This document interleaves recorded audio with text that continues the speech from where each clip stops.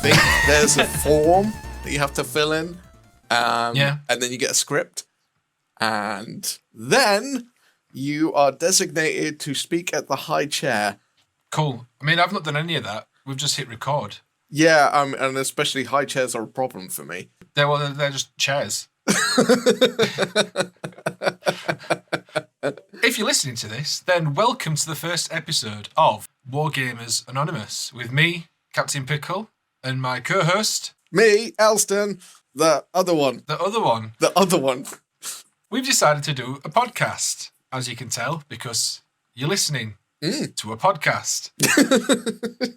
I'm sure that this will get a lot more natural as we go on and do more episodes, but this is the first one. This is a bit bizarre. So here we are. Elston, why don't you tell all the lovely people that are listening a little bit about yourself? I'll tell you what. I'll give you the rundown of who I am. Once upon a time in a galaxy far, far, far, but also round the corner away, there was a child. He was born into the world, and he was born with special powers. He could fly, he was invisible, he is super strong, he could shoot lasers out of his eyes. That was not me. I was at the other end of the galaxy, being born out of a normal human. Anyway, let's bring it back onto something a little bit more sensible. My name is Elston. I've been doing social media stuff for the past decade. That's scary to say that kind of thing. I do wargaming, and this is the point where we go, hi, Elston, because we're Wargamers Anonymous. Don't worry, that will come into play as we bring guests on. Yes, well, what about me? I do wargaming. I've been doing YouTube for the past decade. I am very confused at what I'm doing right now. This is all new. However, I've been doing this sort of thing for a long time. It's just I'm used to looking at a camera and saying it. This time, it's all about my voice. So I might change the voice, make it rather more arousing for all of you beautiful people that have my voice in your ear holes. It's what the people want. Yeah. Probably.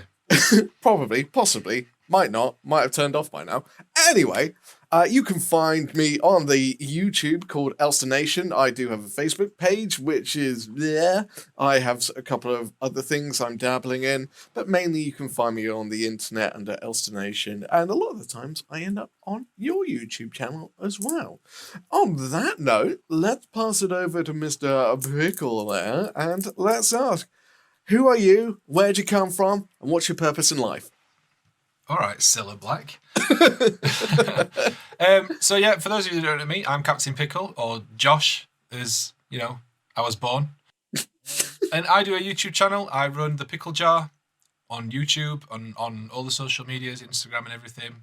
I've also recently started working with Luke over at Geek Gaming Scenics, so I'm over on that channel as well, doing, again, miniatures related content, painting, gaming, all sorts of hobby stuff. And I've been umming around and wanting to start a podcast for a good long while, and kept putting it off and not really doing anything about it. And me and Elston have worked together in the past on a number of projects, probably most infamously the Chilling Wargamers, which we're both hosts on. We've decided to branch out and do this because we missed working together. So here we are.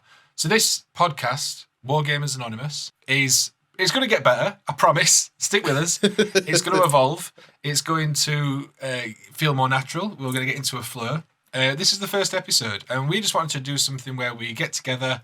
I think we're going to be monthly for now, and we'll see how that goes. Mm-hmm. This is just going to be a nice, chilled out podcast we can listen to, where we're going to take a topic and talk about different wargaming things. There is going to be nonsense involved. Don't worry about that. Yes. We'll cover some bits of news, and we're just going to have fun with it. So if you do want to get involved and help shape future episodes, then get in touch. There'll be links to where you can get in touch, like my Discord, Facebook groups, all that sort of stuff. There'll be links down below where you can get in touch and suggest future topics for us to talk about or discuss. We are also hoping that we will be appearing on most places where you can find podcasts as well. So don't you worry if you have a specific thing you're preferable, think you like, then hopefully we'll be there in your ears. Yeah, Yes. we should be. We're planning on uploading this to YouTube. We're also planning on putting it on Spotify, on iTunes, and just everywhere, all the places where you can normally listen to podcasts. If we miss any, just let us know and we'll chuck it up on the places that we miss, basically. One thing we should probably also mention as well, if you're not aware where our kind of genre lies, we are into the tabletop wargaming thing. So if you thought this was a motorbike podcast, you're wrong. I'm sorry, you've come to the wrong place. If you want to stay tuned for nonsense, though, you'll probably get it. So all of you eager motorcycle enthusiasts that also want to learn a little bit about tabletop wargaming, stay tuned. Yeah. Because the name Wargamers Anonymous obviously makes me think, oh, that's a motorbike podcast. And to be fair, a lot of the times wargamers get mixed up with like airsofting and paintballing. Right. Because they're wargamers. It's a different kind of wargaming. Yeah, that's why we have to put the abbreviate, like the tabletop before. Tabletop Wargamers Anonymous. Tabletop Wargamers.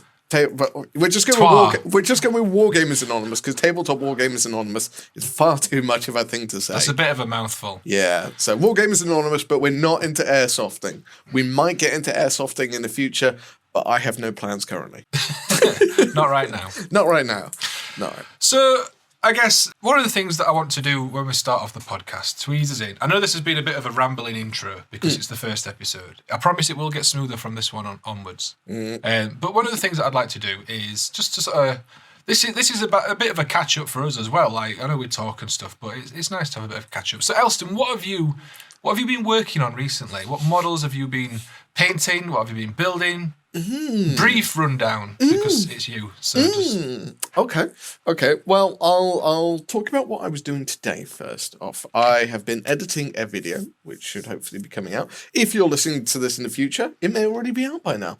It's about my Tyranid Xenomorph army. I believe it's going to be ready for tomorrow. I just need to cut and change a lot of things. I've had an interesting day of going to pick people up. I was supposed to be spending hours working on this, but phone calls happened. Anyway, let's not get sidetracked about all the other things in my life. That is what I'm planning on releasing tomorrow. As regards to what model-wise, I have actually not been painting anything for a little while now. And the reason being for that is I am building everything I own. Everything. All of them. All the models, your entire back catalogue. The entire pile of shame is getting assembled. That's quite the undertaking. Yeah, I'm not sure I should have done it. It's mental. I'm running out of room already. I'm about a third of the way through. Wow. Yeah, I've just the last couple of days I've finished building my Primarch collection. So for all you 30k nerds, I have all but 2 of the Primarchs assembled, ready to go. I have Girly Man, which I'm converting into a double fisting Girly Man. That's a statement and a half. And also Khan. I don't have Khan yet. I will get the Khan because he's awesome. And yeah, I have a big pile of resin and plastic that is assembling and is growing, and we're going to be moving on to more plastic kits soon. And it will just take shape around me and become my life environment that I exist in. Well, that's quite an impressive undertaking for you especially for you to be assembling your entire Mountain of Shame. I've seen parts of the Mountain of Shame. So that is impressive. Yeah. To give everyone that's listening a bit of a visualization, last year, I painted 1,537 models, was it? Something like that. So, and I think that was about, I want to say, quarter of my pile of shame. Yeah, basically, if you want to envision Elston right now, you know the scene from the end of the second Hobbit film where Bilbo's looking through Smaug's hoard of gold. Yeah. Or Smaug. Smaug. Where the mountains of gold that's just everywhere. That's Elston's room. But not gold. That is Elston. Yeah, and Elston is Hobbit-sized. Yeah, it's just more resin and plastic. Yeah. Not metal. So there's an image for you. Yeah, it's sometimes I slide down it, and like sometimes I dive into it like Scrooge McDuck. DuckTales reference for all of you older people out there. And there's another image for you. Yeah, diving. Shall I talk about what I've been doing? Yeah, why not? Let's do it. What have you been up to? See, when we get better at podcasting, what we'll do is you'll know to go, and what have you been working on? But it's fine. It's first episode. It's fine. I got excited about my big pile of plastic. I know. It's fine. What have I been working on? All sorts of stuff. I have been working on some 3D prints, some kobolds from Warp Miniatures. I'm really enjoying painting them. They're so full of character. I started them on a stream, and I'm sort of working on them bits and pieces in between. I've recently finished painting a Hulk model for Marvel Crisis Protocol. Oh. Yeah, I've done completely with the dry brush, and I'm actually, I was a bit sort of umming and ahhing about it at first, but I'm actually really happy with it, considering that it took me like an hour, and it's, apart from the eyes and the teeth, it's all dry brushed. Wonderful. So I'm pretty happy with that. That'll be a video that'll be coming out probably next week at some point, maybe. Do you find once you unlock the ability to paint just using dry brushing that the game changes monstrously? I mean, dry brushing is one of them things where I used to do dry brushing a lot, and then I forced myself to stop relying on it and learn to, for want of a better phrase, paint properly. Not that dry brushing isn't painting properly, but forced myself to stop using it, and then got some nice fancy dry brushes from Artis Urpus, and decided, do you know what? I'm gonna give this a go. I'm gonna try and paint a model just dry brushing, and I got this one through, and I was like, that's perfect because there's lots of nice shapes on it with all the muscles and stuff. And I did it, and I was like, this looks really nice. It's like, I don't. Did you use have you got one of the dampening pads? Yes. Did you use it and like use any stippling effects as well? Yes, on his shorts. How nice is that to have a dry brush, but it also be kind of wet, and then the effects you get off of it is just so good. Although I did it wrong at first, and it was too wet. Oh. And then I was essentially just painting with a massive brush. So I sort of started over. But yeah, so that's the most recent thing I've been working on. I've been getting some of the bits and pieces put together. I've been trying out the new speed paints from Army Painter.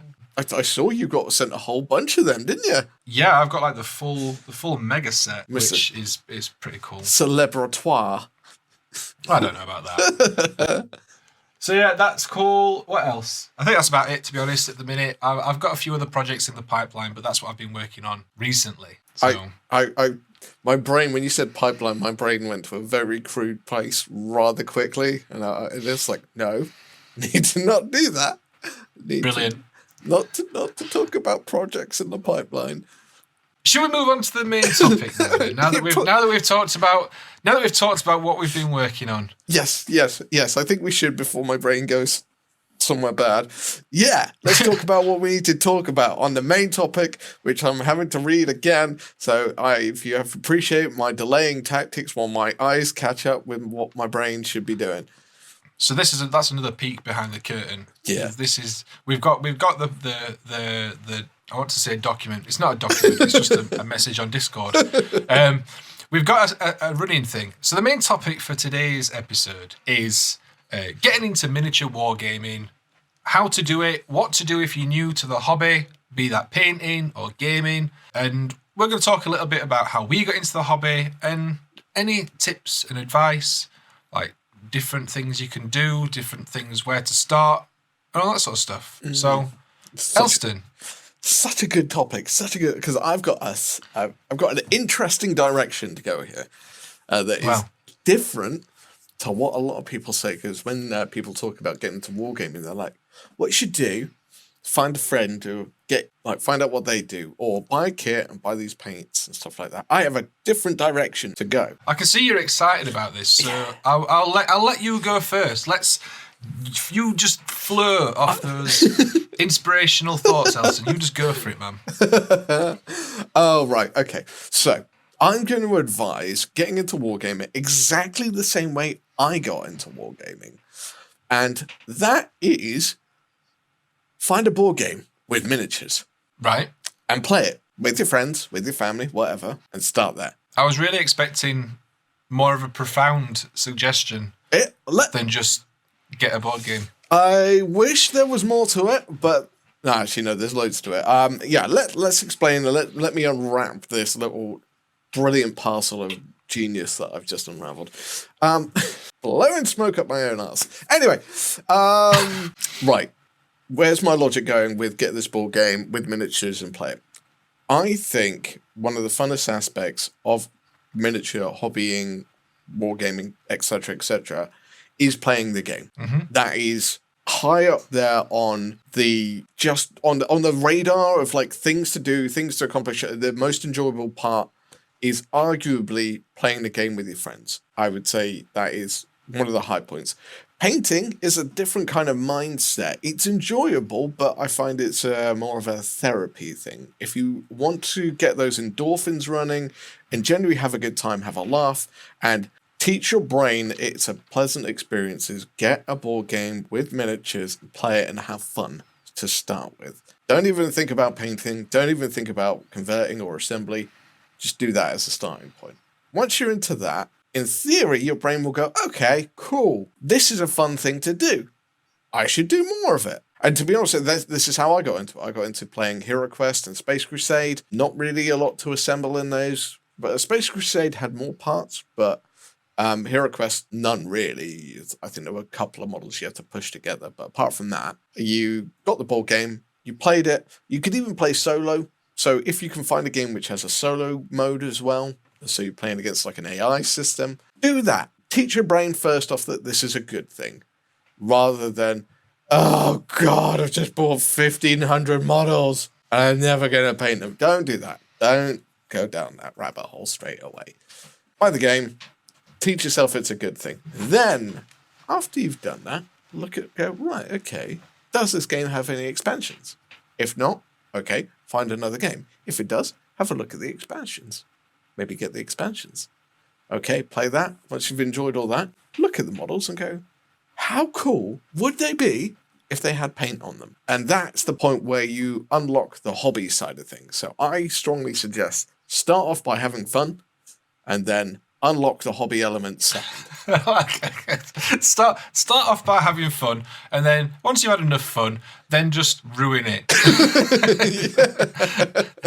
Exactly that. Just get into the grind afterwards and build up that pile of shame so that you look back on it and you think, wow, if I hadn't have bought this, I could have paid off my mortgage. See, I find it interesting that your suggestion is to start with the gaming side. I mean, considering like the amount that you paint, yeah, I find it very interesting that is your go-to. That you're, and not that it's wrong, not that there's anything wrong with it at all. Like it is a very different approach, but a perfectly valid one. Yeah. Well, it was something I was thinking about, and I think the task of assembling and painting is far too daunting as a starting point. And I think it is too easy in this day and age to see what other people are doing, listen to other people's opinions on the internet, and put a standard to where you are not, and make a mountain out of a molehill. So I would suggest having fun first off. Start there. Like if you can get hold of the new Hero Quest board game, but it's an old revamped version of that, start there. It's a great point, because also your kids can get involved if you've got children, or if you're young age. I think you need to start off from a place of enjoyment instead of starting off at a point of going, I want to be the best painter in the world and I need to get better straight away. Enjoy it first, then do all the boring stuff afterwards. Yeah, I mean, like I said, perfectly valid suggestion. Counterpoint, I think a lot of the time so here's the thing, board games with miniatures, I think it's kind of like a blurred line. It is part of the hobby, but also I think board games are not wargaming. So it depends on, so like when I look at it and I look at someone getting into the hobby, I automatically like think of Warhammer, Age of Sigmar, 40k. Like, do you know what I mean? It automatically goes to Games Workshop, because that is, I think, what most people will start off by playing some form of Games Workshop game and miniatures Sure. because they are the biggest company Yeah. on the market. Not like, there are plenty of others that are absolutely fantastic, but Games Workshop, most recognizable sort of household name in terms of miniatures. Yeah. So my suggestion for people getting into the miniatures game would be just go down to a local store, whether you've got an independent, whether you've got an actual like GW, and pop in store, have a chat. Most of the store managers that I've spoken to in both independents and actual GW stores tend to be okay. Yeah. Like most of them are like, I'm not saying that all of them are. Obviously, there's going to be exceptions. Don't hold me to that. I think to be fair, I think that's an old opinion that we've got going on there. I don't think that's that true anymore on the GW pressuring sales thing. I think that's an old opinion. I don't. I mean, whether or not I don't know because I'm not a new customer anymore, and you can tell. Like I go into a store, I go to a store somewhere not in my local town, and someone else they go, "Hi, can we help you with anything?" Yeah, I'm fine. I'm just having a nosy. Yeah, no problem. Let us know if you need help. And that's it. That's all you get. You don't get the, have you seen this release? Have you seen this new release? You don't get any of that anymore. It's not as bad as it used to be. So my suggestion would be just nip into a local store, have a look around, see what takes your interest. Like have a look at the different types of models. Don't tie yourself to a system straight away. Just go in and have a look at all the different models. If you go to a bigger Warhammer store, that's better because they'll have more of the range in stock. And just have a look, see what takes your fancy. Is it something 40k? Is it Age of Sigmar? Is it Blood Bowl? Is it Necromunda? Like all these different models that are available for different games, and then just pick something. Just pick a box. It could be one model, maybe a character or something. Maybe just go for like some basic troops or something. Whatever. Just pick a box. Grab a brush, a few paints. Don't buy a brush from Games Workshop though. Get it cheaper somewhere else. Yeah. And just take it home. Because for me, like, I think such a big part of this hobby is building and painting. That the gaming part is fun. I 100% agree. But gaming with miniatures that you have to build and paint yourself for stuff like that is very different to building and painting, then playing with and painting models for a board game that you don't really have to do anything with. You can just use them as they are because they're just game pieces rather than miniatures. Even though they are the same thing, but yeah, and I think I will revise my earlier statement in the essence of depending on who you're dealing with, I think is a more practical way of dealing with it. So, for example, if someone is artistic, and I don't want to use a stereotype generalization, but I'm gonna anyway, I tend to find females, are more inclined to just hobby rather than game so much. I think the wargaming element is a lot of the time usually, I want to say almost hardwired into men, just for kill, smash, conquer, win, testosterone, all that jazz. I think that's where if you were dealing with someone that had no experience with wargaming whatsoever, like a nerdy thing, like if my brother is a mechanic, got no interest in that, I would sit him down with a board game where it would be relatively simple. You could play it within an hour and it had miniatures. And that would be my way with him. However, I think if someone else that was maybe an artist or did some kind of hobbycraft activity during the day already, I would maybe look at the hobby element, so the painting and the building in that aspect and push them down that road. So, yeah, revised earlier statement, depending on who it is, I would take one of those two approaches, I think. Yeah. I mean, that's not to say that, like, women can only paint in the hobby. Oh, obviously. Yeah, not at all.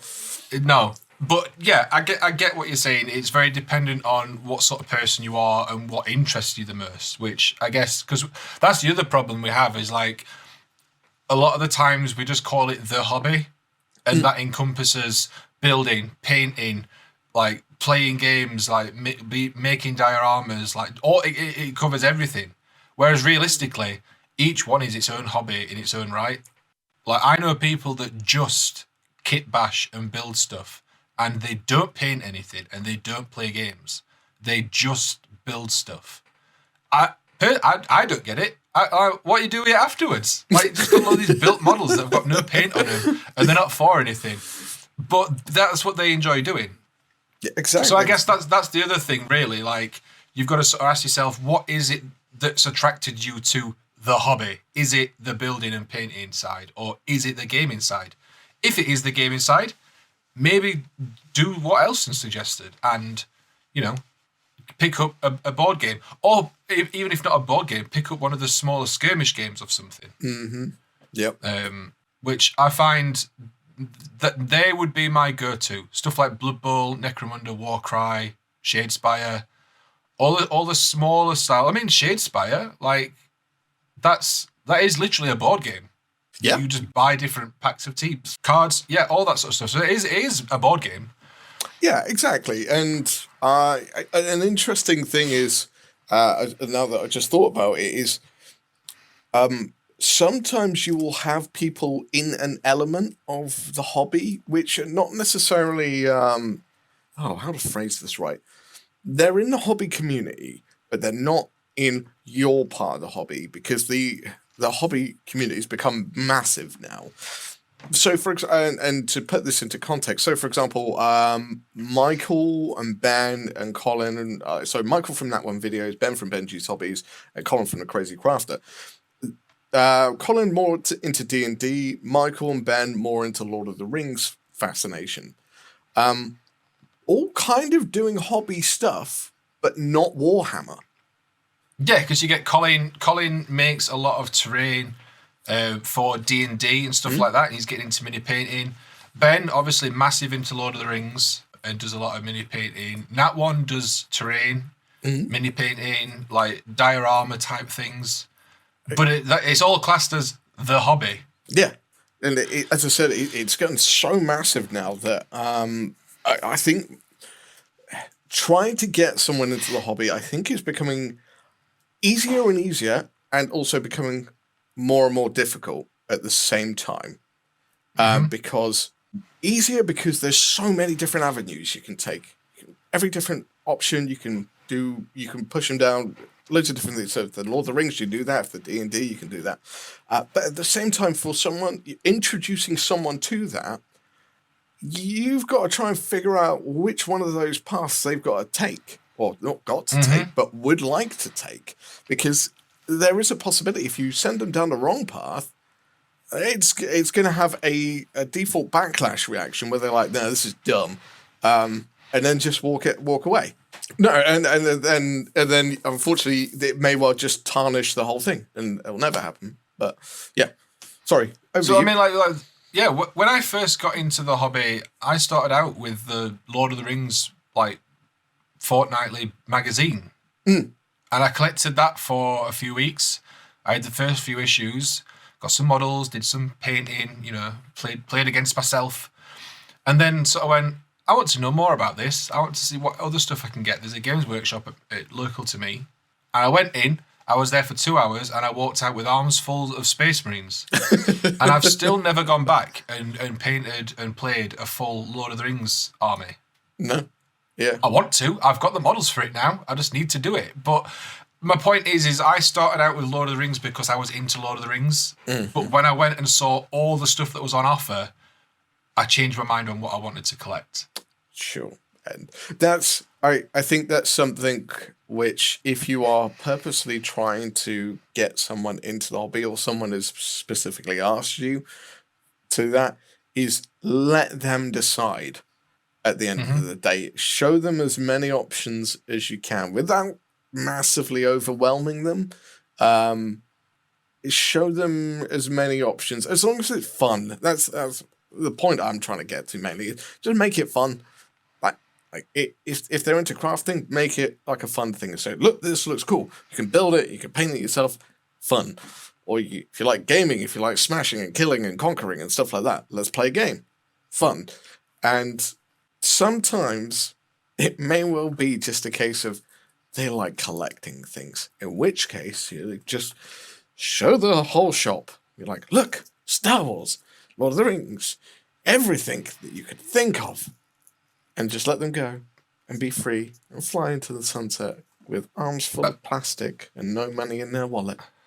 I think that's a good point as well, is most people will have a franchise that they like, whether it be Star Wars or Lord of the Rings or Alien, or do you know what I mean? There's all these different films and games and things like that they might like in other media, that there will be something out there that's in miniature form, whether it's a board game, whether it's just a one-off box game, whether it's an RPG type thing. There's stuff out there for all different kinds of franchises. So maybe that's an option, is find something that they like. Oh, you like Star Wars? Well, here's some droids. No, don't give them droids. I'll put them off the hobby for forever. Here's some clone troopers. You don't need to build these. They're fantastic. Are you mad that I pick clones and you pick droids? I mean, to be fair, giving them clones, then asking them to paint them, they've got to paint white. So that's also a bad idea. As your first dip into the hobby. Yeah. Until you learn the secrets of airbrushing, and then it's just like. And then it's just easy. It's just easy. but we'll not get into that. No. Maybe that's a topic for another day. Yeah. So well, I mean, it kind of leads me into a little bit of an interesting point where you get someone into the hobby. Going back to the not overwhelming them essence, letting them do it themselves without, because I know people, and I used to be pretty bad for it, but I'm learning from it now, is just let them do it. Like, if they want to paint, let them paint how they want to paint to start with, unless they ask you for advice, in which case, give it to them. If they don't ask you for advice, and you can see they're just having a whale of a time, just let them go. Just run. Just make sure you don't leave your nice paintbrushes near them, because you know what's going to happen. They're just going to get wrecked. So just give them normal brushes. Away you go. If they look like they're struggling, that's when you can step in and go, look, this is how I would do it, or this is kind of something I would suggest, and just kind of nudge them in the direction rather than here's a step-by-step tutorial. Follow me, otherwise you're wrong. That's the thing. Yeah, make sure they know there is no wrong way of painting. Like, everyone paints different styles, different ways, to a different standard. Like, really, there's no wrong way. It's whatever you're happy with. You're doing your hobby wrong. On the topic of the brushes that you mentioned as well, like, don't leave your nice brushes. It's one piece of advice I will give. Don't buy fancy brushes straight away. No. Just get yourself down to a cheap shop. If you're in the UK, I go to the Works. A pack of 4 brushes for £3. I thought you said chip shop. It's a cheap shop, not chip shop. Tell a chip shop and get some brushes. I'm like, huh? No, a pack of 4 for £3. You can get them on Amazon. Like, packs of fantastic synthetic brushes, nice and cheap. Don't buy them from Games Workshop.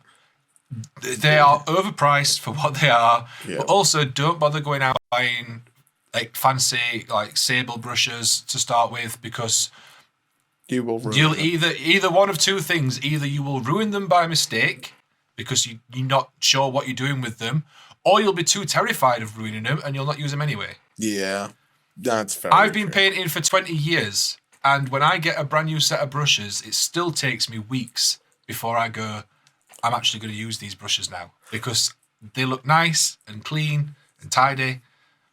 I mean, I do most of my painting with cheap synthetic stuff. I would say a good 80% of the painting that I do is with cheap synthetic brushes that I replace every 6 months or so. Yeah. Like I said, £4 every 6 months is not bad. Yeah. And I replace them when they're running down and they're not keeping the points, and then I get some new ones. And I keep my nice brushes for sort of fine detail work, for glazing if I'm doing glazing and stuff, anything like that, like highlights, fine detail, where I'm not going to be loading them up with loads and loads of paint.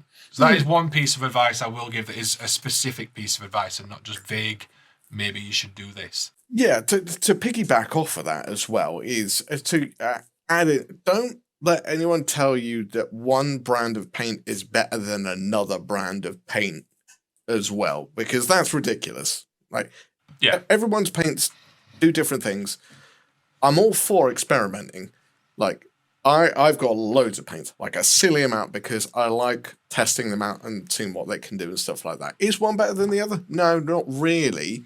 Unless they are fundamentally, like, they don't mix well, they don't come out right, you don't get any kind of coverage, then there are a few, usually in the sort of yellow, white, and grey side of things, they can be quite problematic.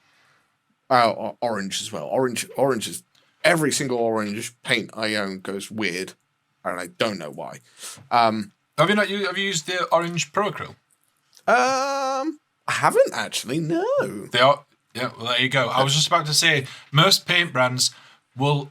There's no such thing as a paint brand where the entire range is rubbish. Yes. Or no use. Every paint brand will have a few that are either the worst of the bunch or that are just outright awful. I'm looking at you, Corax White. All paint ranges have them. They have some that are weaker, they have some that are better. However, I have been using the Pro Acryl range a lot recently. It's nice, isn't and it? I am yet to find a paint that I don't like in that range. Yeah, I know. I've not used every single one yet, so maybe it's still out there, but I am yet to find one. The problem that I have with Pro Acryl, if you can call it a problem, is that it covers. So if you're wanting to do any sort of thin layering, you really have to water that down. Yeah, that because it does just cover. Like two thin layers of white over black, and it's covered. It is insane. So I mean, and that's but here's an interesting point as well. Not to counter it, but like I don't know.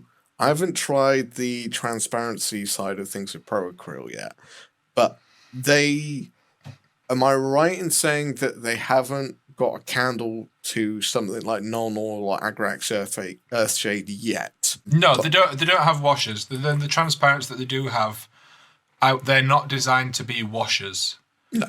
Like, not in the same way as Agrax Earthshade and stuff from Citadel. They're sort of halfway between an ink and a contrast paint. The transparents are weird. I don't really know how to describe them. They might just be inks by the sounds of it, because if you get the Inktense range from Scale 75, it's such vibrant colours that it's really it overpowers most things. It's such an interesting thing. Anyway, let's bring us back on topic to like newbies and stuff like that before we go down. Yeah, that was a hell of a ramble away. Yeah. I'm just excited about paints before we go down Paint Valley. Maybe that's another topic for another future episode. We're paints coming up with loads of them every single episode. There we go. Yeah. So all we're saying is it's like a golden age of wargaming right now. There's so many things, so much new stuff's coming out all the time. Just go with where you want to go, and is the main thing. And if you are trying to help someone into the hobby, help them decide. Don't you decide for them, help them decide. Here's a very controversial thing. If you go into a store and you're talking to a manager or a person in the store, and they go, have you seen this? Have you seen this? And they keep on throwing ideas at you. They're a salesman. You're better off chilling out. Just pick up one thing and just go, I want this. Or just walk away. Because I have that sometimes in some stores, not just GW, other stores where, and this isn't just Wargame, this is everything. If someone is just throwing idea after idea, man, that was a weird way to say that, at you, they are just trying to sell you something. So if that's happening, back off, go home, find it cheaper online and order it from Amazon or something like that. I mean, to be fair, you can always look around online anyway at stuff, and obviously you've then got the entirety of the internet to look at. If you go into a store, you've only got what they've got in store to look at. The only reason I say that is because, speaking personally, I get like decision paralysis a lot, like with all sorts of things. Oh, I've got a free evening to play Xbox tonight. I'll sit down. What shall I play? 3 hours later, still not started playing anything, so I don't know what to play. So, like, if you've suddenly granted that, right, I'm going to get into the hobby. what shall I do? And you're just showing the entirety of the miniatures hobby. Yeah, like All games, all ranges, all companies, all like that's too much. Yeah. So but that's my advice is nip it into a shop because then you can go, oh, that looks cool. I'll pick that and paint that. But then you might paint that and really enjoy painting it, but then you might not enjoy how it plays when it comes to the gaming side. So it does always help if you've got friends or other people that are either getting into the hobby or are already in the hobby. Speak to them and get some advice, but ultimately you do need to make your own mind up and decide what you want to do sort of by yourself, and it be your decision rather than one that's been made for you. There's one more point last little thing which I've thought about is when it comes to the actual gaming side of things. Now I mentioned it obviously about starting off in board games and working your way into it that way. If you are going to go start off into the wargaming side of things, we're talking stuff like Warhammer, Star Wars Legion, Age of Sigmar, all that kind of stuff. There is a lot to learn, so brace yourself because there's a lot to learn. So if you can get one of the magazines or step-by-step guides or just start off slowly, that's great. If you've got a friend that will teach you, brilliant. Go with that. That's the best thing. I will tell you this one thing. Just expect to lose on your first go. Probably not going to win. If you do, fair play to your opponent for letting you win. Fair play. All right, cool. So let's move on. We've got a couple of bits of news we want to do. It's not going to be super news. We're not going to cover everything, but just things that sort of we've noticed or have decided we want to talk about. We'll just cover them at the end of the episodes, I think. So the couple that we've got on today. First one, there's a new part works from Hatchet. This has come around a bit soon. Obviously, the previous part works have always overlapped a little bit. It's usually the last sort of 10 to 20 issues of the previous one, and then the new one starts. We're only we're not even halfway through the current Imperium. For anyone that doesn't know, part works are it's a weekly magazine where you get miniatures or paints or both. And you can either do it via subscription or you can pick it up in stores at this point you're pretty much on a subscription or you're not getting it. And that's what you do. And it works out cheaper in the long run. If you were going to get these models, it's cheaper to get them this way than it is to buy them in the boxes from a store. Now, the issue with this, for me, is that it's starting like soon. Yeah, real soon, isn't it? Yeah, like I think it's like £9 an issue. Like the first couple are usually a little bit cheaper, but it's generally £9 an issue, which if you're already subscribed to Imperium, like I am, it's £36 a month. So then if you were to subscribe to this one as well, that's then £72 a month. Yeah. When you say it like that, £72 on miniatures a month, it's like, oh, well, that's not that bad because I'd spend that anyway. But it's pre-spent money. It's like that's £72 that is already set aside for these magazines, whether you want and you might not necessarily want those bits that month. You might go, I wanted to buy a whatever. And it's a lot of money to have sort of pre-set aside every month guaranteed going on magazines. I can see the appeal. I've seen the appeal for these magazines for a long time. I've not bought into them, apart from the moments when I want something that a specific issue has, in which case it's dirt cheap. So, for example, when what was the first Flayed ones. I missed out on the flayed ones. I was really annoyed at that. I was like, oh, what? The flayed ones? Like, for £8 or what was it? £9 for 5 flayed ones instead of £35. Yeah. Right. Issue 15 of Imperium, rest in peace. Oh, tell me about it. So, yeah, I missed out completely on that one. However, the one before that, the series. Mortal Realms. No, the 40k one before that. Was it Conquest? Conquest. Conquest. So, when Conquest came out, there was a point where there was a rhino in there. It was part of a Death Guard rhino. So you got part 1 was just the rhino chassis. So you got an entire rhino. And then part 2 of the 2-week cycle, whatever, you got the Chaos conversion parts. But I'm me being into like 30k rhinos still a big thing, whereas I know in new Primaris days they're not. So I was like, and I think it was like £7 or £8 for a copy. I am sorry to everyone on the internet or in the world that wanted a Rhino, because I went and bought like 10 copies of that thing. It was like 80 quid, and I was like, yes, I've now got 10 rhinos. And this is the issue. So Elston's part of the problem here. So this is the issue with the Partworks. Is basically you have to subscribe. You'll get the first sort of 4, 5, 6 maybe issues that will be in supermarkets and newsagents and stuff.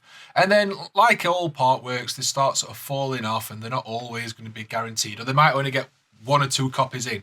When you get the issues like this, like the flayed ones, or like the Rhino from Conquest, it's those ones that are popular and those ones that are going to sell out, because it's too much of a bargain to pass up on. Like, even if you're really not, like, if you're doing Necrons and you're really not, like, bothering doing it with them at the minute, and it's just sort of a passing collection, you can't skip on 5 flayed ones for £9. Exactly. When you've got a saving of £20, how do you... How? Exactly. So... I mean, I like the Partworks. Like I said, I first got into the hobby doing the Lord of the Rings, like, fortnightly magazine. I skipped Conquest and I skipped Mortal Realms, apart from the first issue of Mortal Realms, which I bought like 10 copies of because it was £3 and you got a hell of a lot of Nighthaunt and Stormcast. But I have subscribed to Imperium. Mainly because it's Necrons and Space Marines, and I collect both of those armies. The problem that I normally have is it's either armies that I don't collect yet, or I only do one of the two. Yeah. Whereas with this one, because I do both, I feel like I am getting my money's worth. Yeah. How much of the stuff have I built and painted so far? Bearing in mind that we are 26 issues in, I think. Nothing. But I now have the models, and as and when I have the time and sort of desire to do that, I can just sort of pull them out and go, right, I'm going to do this today. Here's the question: will you ever get around to doing it? I will do, yes. Especially both of them, because I'm doing my Salamanders. Obviously, I've got my Necrons. My Necrons are my main army, and the problem that I've had so far is that a lot of the stuff early on in the magazine's run is stuff that I've already got, and I've already got like stuff built and painted that's the same units, like Warriors, the Scorpec Destroyers, all that sort of stuff. The stuff that's coming in the second half, that's the stuff that I haven't got yet, that's what I'll probably do first. And then the other stuff that I've got early on will be stuff that I will go back to and add to and build up the army as I go along. Okay. Makes sense. Yeah. And with the Space Marines, I'll do all of it eventually. It's just getting around. I need to get back into my Space Marines. I've not done anything with them for a while. Yeah, that's an interesting point. I've got part of my build everything. I have a big stack of Space Marines that I need to pick a chapter to go with, and I was just like, oh, I've got to dive into this pool of madness. I was thinking, I've got three chapters in mind. Imperial Fists. No. Raven Guard. No. Two. So, first one. Is it like a weird successor chapter that no one's ever heard of? No. People have heard. Because you're trying to be edgy. No. Right. One of them you may not have heard so much of. One of them's quite popular, and the other one everyone knows about. So Ultramarines. No, right. First one you'll like is, I'm thinking, Salamanders. Yes. Yep. So Salamanders is on the cards, quite high up there. Second one is known, not so much, but possibly, the Carcharodons. Do you know them? I think the expression on my face says that I don't. Space Sharks. Oh, is that them ones? Yeah. Are they the ones that have got the really jazzy colour scheme? They're grey. Or am I thinking... Oh, no, I'm thinking of someone else. Who are the ones that have got, like, hazard stripes and stuff? Are they Iron Warriors? No, it's a chapter... Do you think of Howling Griffins? No, the sad ones. Oh, the Lamenters. The Lamenters, that's the one. Yeah, no, it's not that. I don't want to have a cursed thing. Not like that. Well, I retract that statement. The third one, which is not so commonly known, is the Black Dragons. Do you know of the Black Dragons? No, I know Blue-Eyed White Dragon. Right, yeah, no, not a Yu-Gi-Oh thing. The Black Dragons are a successor to, we believe, the Salamanders, but they're part of the Cursed Founding. Right. They mutate to have bone claws. And, they have, horns that come out of their helmets, like big old spikes, and then they have, Wolverine-style bone claws come out of, their wrists and stuff like that. Amazing. And it was just like, that's cool. Are they chaos or no? Are they just weirdo boys? Yeah, they're just weirdo boys. Yeah, they're, nice. They're loyalists, but yeah, they're just they'll just have big old bone spikes that'll pop out of their arms and stuff like that. And you're like, that's cool. And they're kind of dragging. That's some extra reading for me to do. After we finish recording, because they sound awesome. I think they're in the Salamanders trilogy. Yeah. So yeah, I got to deal with it. Anyway, back to the Partworks magazine. So I'm not interested in Stormbringer whatsoever, which is the new one, which is coming out. However, apart from there's dragons in that. So is the dragons included in it? The dragons are in Stormbringer. Now when they are the little ones. I did not realise that. Yeah. See? And again, get a dragon for £9. The only thing that I'll say that I like about this one, I mean, it is still. I thought it was out. I thought it was out. They put a thing out saying the first issue available on this date, second issue 2 weeks later, and then weekly after that. I think that this is just the test run. Right. Okay. So it's not for the first few issues. I don't think it's actually out. Although I've not seen anywhere saying that it's only a test run. The announcement that I saw from GW didn't say it was a test run. But everyone else is saying it's a test run. So I'm going to go with that. And assume that it's going to be out in a few months. Even so, we're still very early on in Imperium. But the thing that I do like about this new one is that it's not just this faction and this faction. It's chaos, it's order and destruction. You see, now that's interesting to me because I find too many factions that kind of put me off Imperium a little bit because you had Sisters of Battle and stuff show up, and there was a couple of so there's Skitarii, there's Admech, and Sisters of Battle and Space Marines, and then the other side is Necrons. Oh, okay. So it's an Imperium Necrons thing. It's not necessarily space. Oh, okay. So all I'm doing with mine is I'm sending my Sisters of Battle to a friend, and they're sending me their Admech. Because I've got no interest in doing Sisters of Battle. I need to find someone that wants to sell their flayed ones, but not at a silly price. Anyway, back on point. So the next one's Order and Destruction, then. So it's Order and... Yeah, I think it's Order and Destruction. So you don't just get... It's not just Stormcast and Orcs, which is what I assumed it would be. I thought it would just be the same armies that were in the Dominion box set.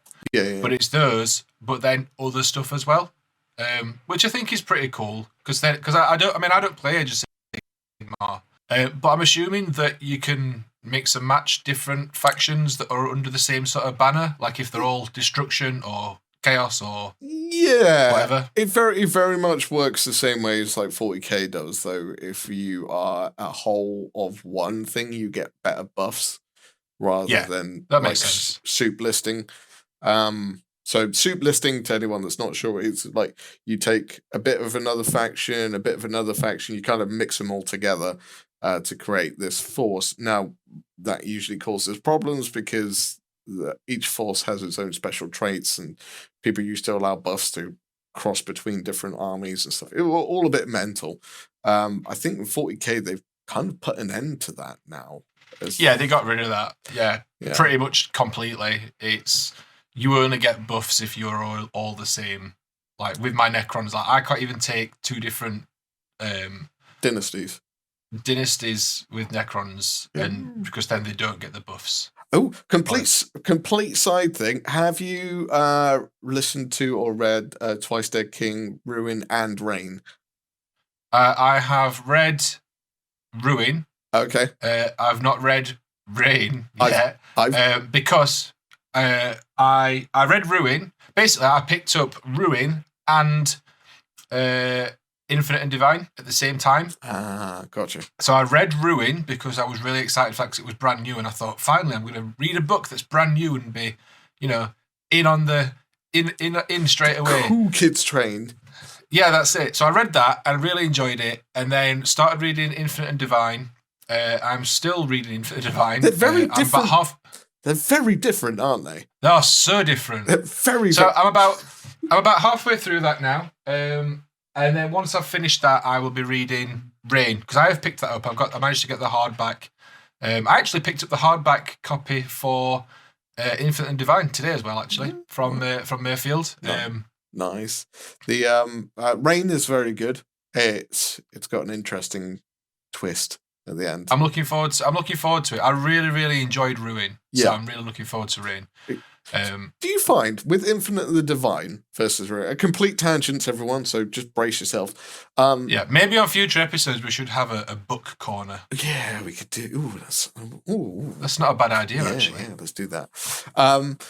So Ruin seems to work in normal real time thing. It just seems to like work that way. That's how Ruin works. Like the passage of time is normal. Infinite and Divine seems to cross millennia. It's like they'll have a conversation. Yeah, they'll have a conversation, and it lasts like 4 weeks. And you're like, and they're literally saying they tell a joke or something, and they wait 2 hours before responding. And I'm like, with the span of that thing, I don't know how they're not at the end of the universe by now. It's Necrons, isn't it? A few thousand years is naught to them. It just seems mental though, because surely between the Horus Heresy and 40k would be just gone. Like that whole, I'm sure that they've gone past the 40k, they're into 52k or something like that. Mental. Anyway, but, yeah, that's nice. Yeah, I think that's a good idea. We should do a book corner or something. Or maybe talk, or maybe a dedicated episode, or maybe just a section where we go, this is what we've been reading. I don't know. Yeah, or listening to. Yeah, just audiobooks are fine as well. Yeah. Much like many people in the world, actually sitting down and reading something right now is sparse novelty treasure. Listen. I really like sitting down and reading a book. It's so relaxing. I do listen to audiobooks, but I much prefer sitting and reading an actual book, even if it does take longer. Interesting. I used to be that way. I've now moved into Audible, just audiobooks, so I can do all my other things at the same time. But I think that's personal preference. I used to read quite a lot, but not so much anymore with everything that's busy being a goddamn YouTuber. True story. So I think that about covers the Part Works magazine. Take a look at that if you're looking at. Don't buy the dragons. Don't buy the dragons. I want the dragons. Yeah. Leave the dragons for Elston. Yeah. I'm passing on it. It's there if you want it. I guess if you're not already subscribed to Imperium, it's probably a little bit more enticing. But other than that, it looks all right. Yeah. The only other bit of news, and it's only a quick message. Our friend Dan over at Lion Tower Miniatures currently has a Kickstarter running for a Barbarian pinup model. It's an STL file for 3D printing. So I just wanted to give that a quick mention. Me and Elson have both seen the model, seen the file. Looks gorgeous, looks really nice. The Kickstarter should still be running. I think when I looked last, it was Tuesday, and I think it got 17 days left on it. So it's probably got about 13 or 14 days left on it. So a couple of weeks. Go and check it out. We'll put a link wherever links go on all the various different places. Yeah, and it's a great check that out. It's a great opportunity for learning how to paint skin and to get this is going to sound bad. Get used to the female form. I'm planning on printing it out at some point in the next week or so, purely for that, for having something to practice painting skin on.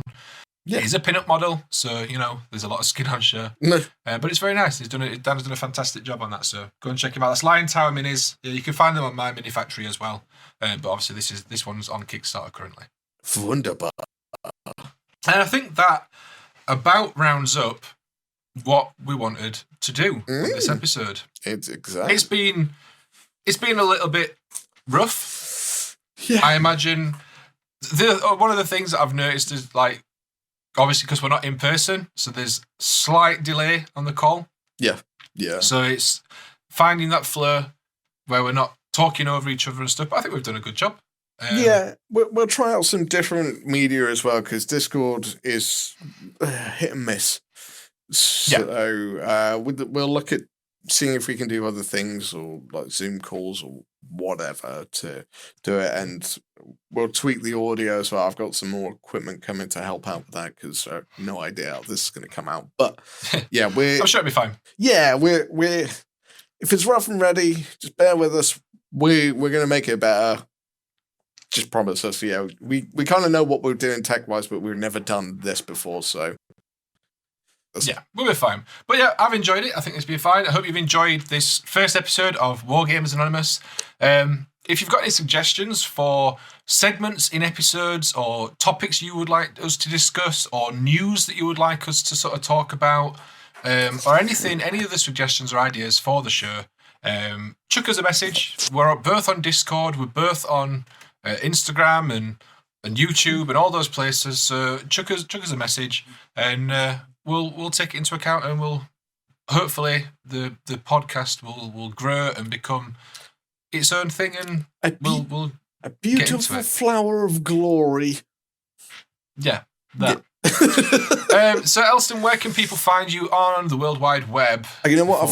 For once, I'm going to try and be professional. My name is Elston. You can find me on my channel, Elstonation, on YouTube. There is a Facebook page, Elstonations Mini. I'm also on Instagram. There is a Facebook group I'm working on at the moment, but I need to do more about that, so I'm not going to mention any more about that, but I will in the future. And yeah, that's where I am. Come along for some interesting videos, some hobby hangout live things, and yeah, usual craziness. And my name's Josh, obviously. You can find me over on the Pickle Jar, or on my live stream channel on YouTube, which is Pickle Vision. Either one of those, come and check me out. I do videos on miniature painting and hobby-related topics. I do live streams every Wednesday and every other Sunday morning, where I'm usually painting stuff or looking at the latest hobby news. You can also find me on Instagram, TikTok, and everything. If you just search for the Pickle Jar, I will show up. So thanks very much for listening. I hope you've enjoyed it. Rough first episode, but we will get better. Stick with us. Chuck us messages if you've got any suggestions. And yeah, I hope you've enjoyed yourself here with us for the premiere episode of Wargamers Anonymous. Episode uno. Uno. Not dos, just uno. Uno. Yes. I feel like we should have some music or something at the end.